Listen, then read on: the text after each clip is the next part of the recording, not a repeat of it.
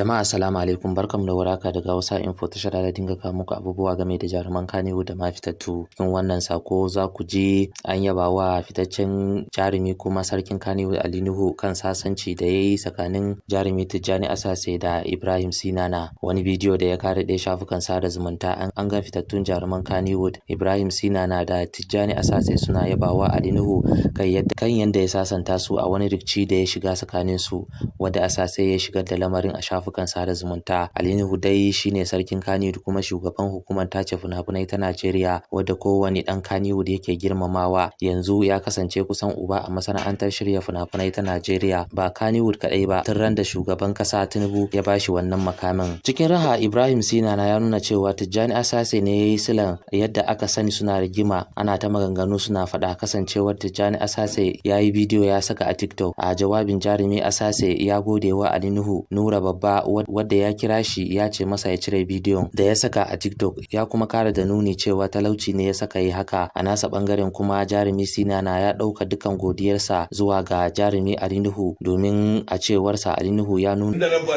Allah ya yi wa mahaifin tsohuwar jarumar Kannywood kuma fitacciyar darekta a masana'antar Kannywood Muhibbat Abdulsalam rasuwa. Mijinta darekta Hassan Giggs ne ya bayyana haka a cikin wani sako da ya wallafa a shafinsa na sada zumunta. A cewar Hassan Giggs, an yi jana'izar mahaifin Muhibbat a unguwar Ɗanladi na Sidi da misalin karfe 10 na safiyar ranar Lahadi. A watan Yulin bara ne dai Muhibbat da Hassan Giggs suka yi murnan cikan shekara 15 da aure. Auren Hassan Giggs da Muhibbat da aka yi a ranar 28 ga watan Yulin 2008 na ɗaya daga cikin auratayya da ake buga misali da ita tsakanin 'yan Kannywood, saboda yadda suka shafe shekaru ba tare da rabuwa kuma ba a ji kansu ba. Allah ya azurta sanannen kwastum kuma jarumi a masana'antar Kannywood Muhammad Sadiq Ahmad, wanda aka fi sani da Sadiq Atis, da ya mace. Amaryarsa Amina Aminu Muhammad ta haihu a ranar Laraba da misalin karfe 6:30 da yamma a asibitin koyarwa na Malam Aminu Kano da ke birnin Kano. Sadiq ya raɗa wa jaririn suna da Halimatu Sadiya. Mujallar Fim ta rawaito cewa an ɗaura auren Sadiq da Amina a ranar 27